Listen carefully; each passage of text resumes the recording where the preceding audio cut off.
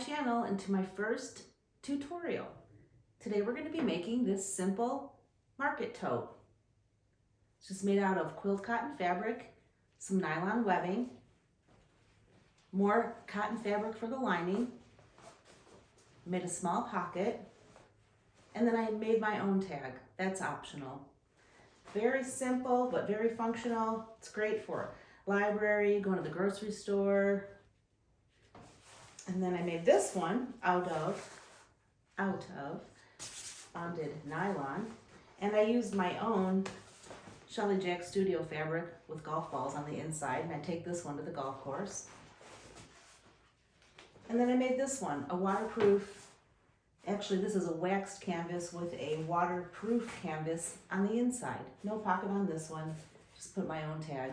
So it's very simple and functional. You can make it out of whatever you like, whatever your machine can handle. I would suggest canvas, cotton, waxed canvas. It's very simple, very easy, and fun to do. Let's get started. Okay, so to make this bag, you will need 2 pieces of exterior fabric. This is quilled cotton that I have here, and it's 16.5 inches tall by 15 inches wide. And then you'll need the same 2 pieces of an interior coordinating fabric. Again, this is quilled cotton that I'm using.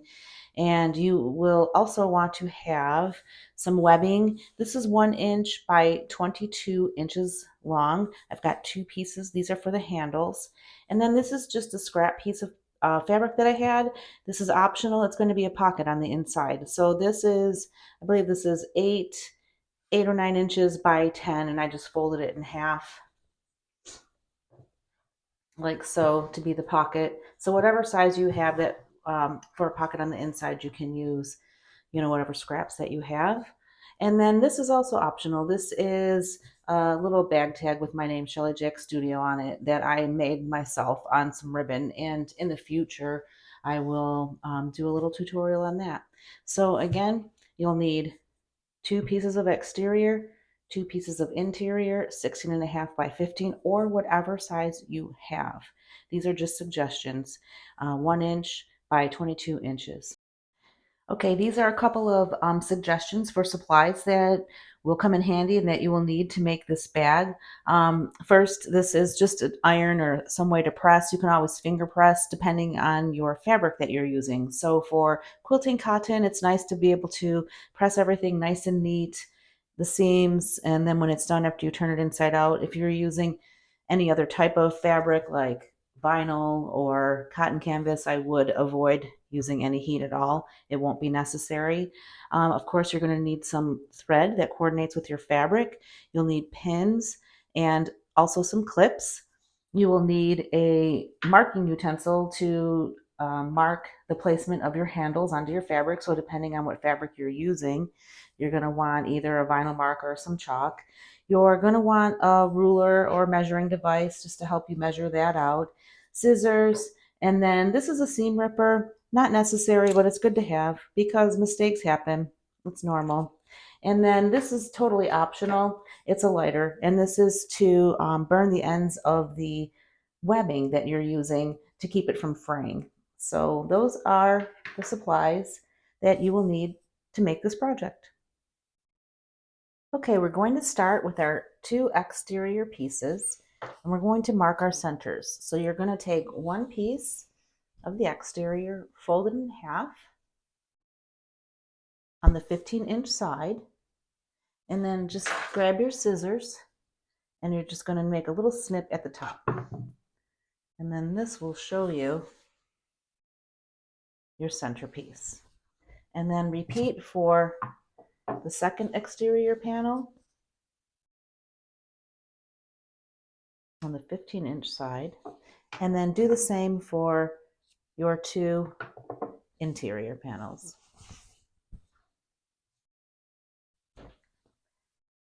All right, now that we have all of our centers marked, take the interior pieces, set those aside. We're going to find the center mark on one of the exterior panels, the top part, and we're going to place our handles onto the exterior. So grab one of your webbing pieces, your ruler, and measure in from this center mark. You're going to want to measure in 3 inches, and then put the inside of the webbing and clip it to the inside 3 inches. And then do the same on the other side. So there's the center mark. We've got 3 inches, and making sure that your handle is not twisted, go ahead and clip.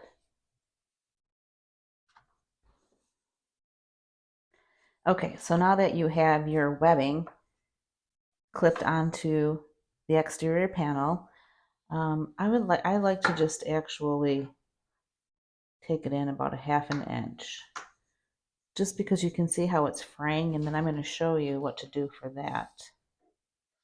So move it up about a 1/2 inch, best you can. And then this is where you can take your lighter and very carefully, actually, I'm going to trim a little bit of this. You might want to trim that. And then take your lighter and just very lightly go over the webbing. And this kind of seals it in so it won't do that for you while you're sewing. Make sure you're not getting the cotton fibers in there. Trim that up. And then you can see I'm just going to do this.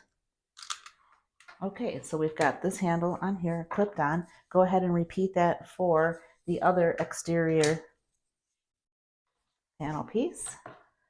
Find your center, measure in 3 inches.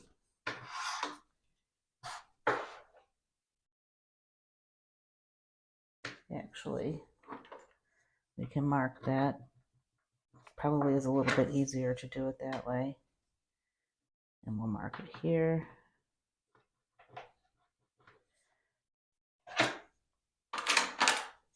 And grab your clips and just put it on the 1/2 inch or so up. Same on this side, making sure that it's not twisted. And then you can go ahead and seal those edges on your webbing just to keep it from further. Oh, another clip. This cute little sparkly clips. There we go. Okay. All right, so now we've got both handles attached, and we're going to, or clipped on, and we're going to take this to the machine, and we're going to sew it at 3/8 of an inch back and forth to attach it onto your panel piece.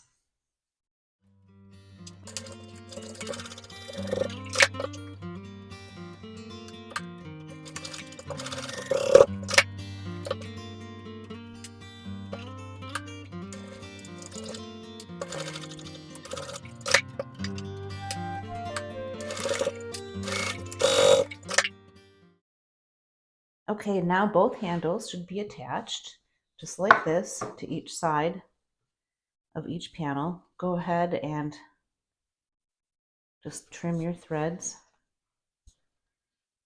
And I leave this here because I think it just gives it a little bit of extra stability when we go and sew it together.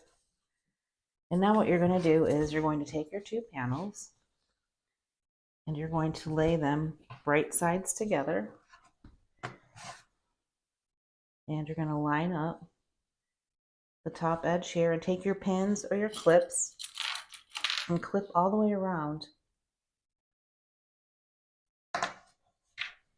all 3 sides so that we can sew them together and make the outside of the back.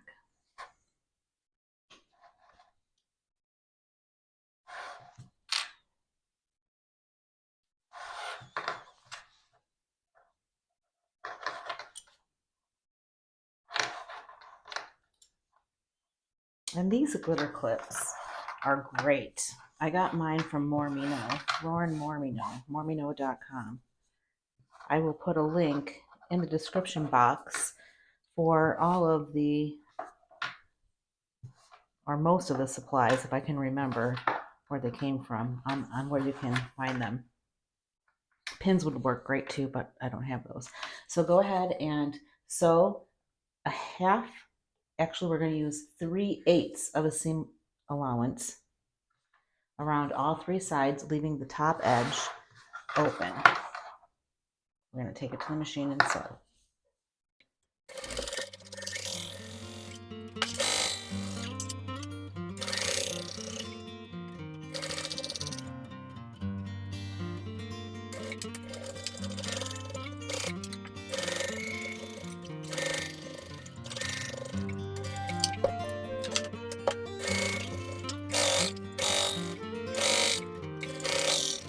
Now that we have all three sides sewn together to make the exterior of the bag, if you're using quilting cotton or any kind of cotton that frays, I would suggest using some pinking shears. If you don't have pinking shears and you have a machine that does zigzag, you could always zigzag down these lines to stop that. But I'm just going to use the pinking shears right now and go all the way around the sides just to keep this from fraying too much. Clip your corners. Don't get too close to the stitches. You don't want to risk cutting into that. Go all the way around. Get the corners.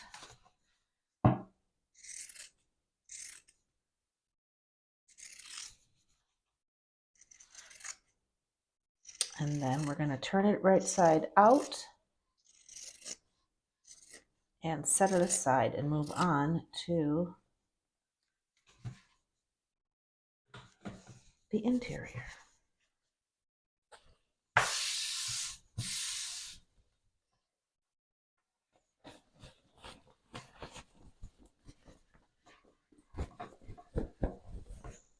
Look at half of the bag done. Look how cute that is.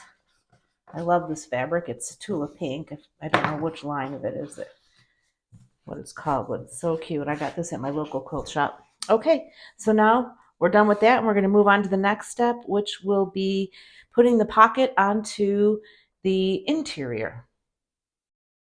Okay, so take the piece that you have for your pocket, your slip pocket, and you're going to want to turn that, fold it in half with the right sides together.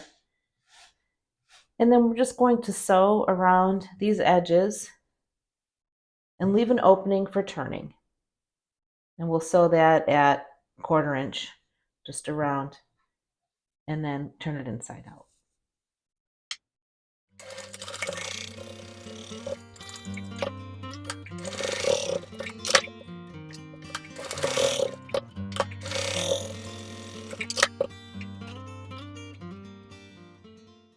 Okay, so once you've sewn your pocket together on all three sides, turn it inside out, poke out the corners. Actually, turn it right side out, poking out the corners. Just finger press this opening. And you can clip it if you want, just to get it to stay for a minute.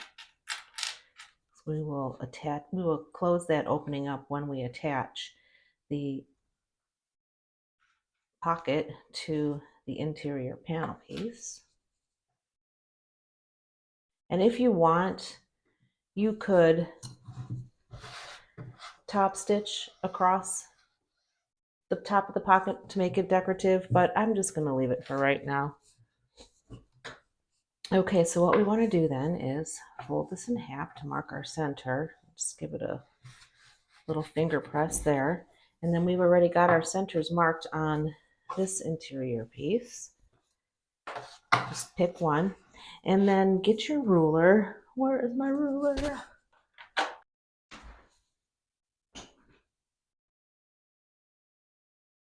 Okay, so we want to make sure that we center this pocket. I'm putting it about 4 inches down, and we want to center it and pin it in place so that we can take it to the sewing machine and stitch it in place. And, center it as best as you can. Pins here work better. Actually, clips won't work. So you want to pin that in place. And then also, if you have a tag, now is when you can put it in.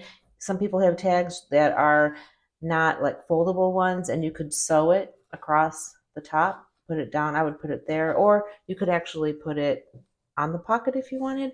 But this is a folded one, so I'm gonna just slip it right here on the side. I think that looks cute, so that it will get caught in the stitching when I'm stitching this pocket too. Okay. I think I need better pins. I need to get some pins. So pin there we go. Make it even. Okay, and now we're going to take that to the machine and we're going to sew all the way around these 3 edges at a 1/4 inch seam allowance.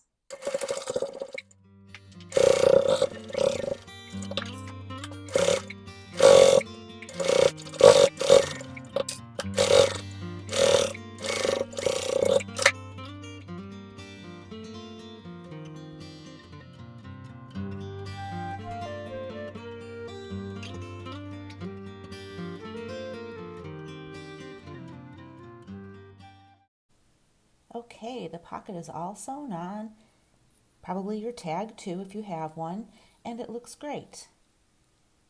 Now we're going to take the other interior panel, find your center mark, place it on top of the other panel, right sides together, pretty sides together, and we're going to clip all the way around all 3 sides. And then we're going to take it to the machine and we're going to sew at 1/2 inch seam allowance. And sewing with a 1/2 inch seam allowance helps the lining to be a little more snug and not so baggy when you turn it right side out.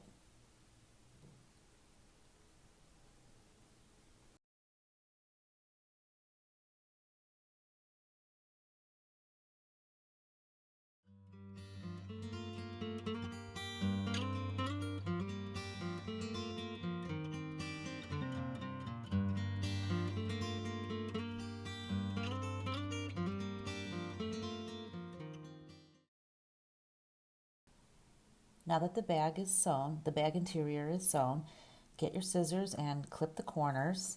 If you want, you can take the pinking shears and trim around the edges. I don't do that on this one because this fabric is a little thicker and I don't feel that it's fraying as much. And then you want to grab your exterior bag and you're going to insert the exterior part of the bag into the interior part of the bag so that the interior lining and the exterior lining are matching up with the right sides together, the pretty sides together. And get it in there as best as you can, making sure that your handle straps, the webbing straps, are pushed down to the inside in between the bag exterior and the lining to get them out of the way. So you can see what I'm doing here. I'm just putting the handles in between each layer. And then I will match up my side seams and pin or clip in place, matching up the side seams and your center markings, and clip all the way around the top edge of the bag. And we're going to have to leave about a 3 to 4 inch space where we're not sewing. We'll leave an open hole there so that we can turn the bag right side out when we're done stitching. When you're all done clipping, I like to take 2 pins to mark the 3 inch opening just to remind myself not to sew there. Now at the machine, starting at the lower pin, we're going to want to sew across at a 1/2 inch seam allowance, starting and stopping at those pins, making sure to leave the 3 inch opening. and make sure that your seams are lined up. Okay, now it's time to turn the bag right side out. I leave the excess webbing. I don't trim that for extra stability.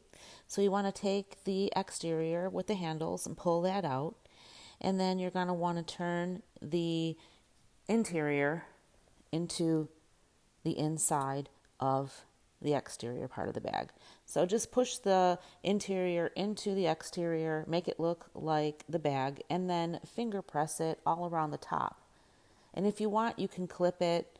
Otherwise, we're going to take it to the machine and we're going to top stitch. And when we do that, it will close the opening the 3-inch opening that we left.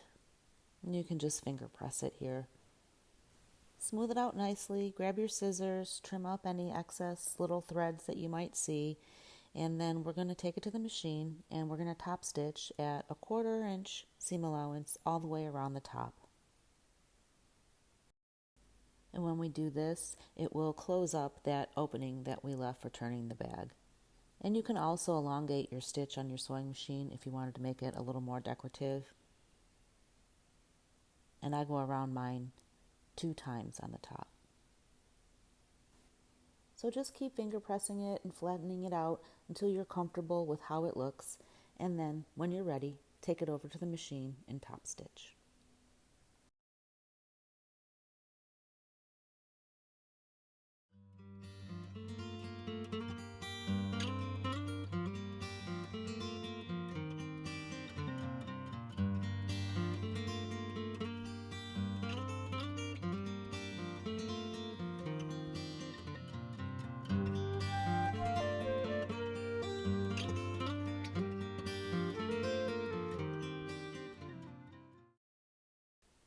And now you're done. Congratulations! You have a beautiful bag. I hope you enjoyed the process, and I look forward to making more bags with you.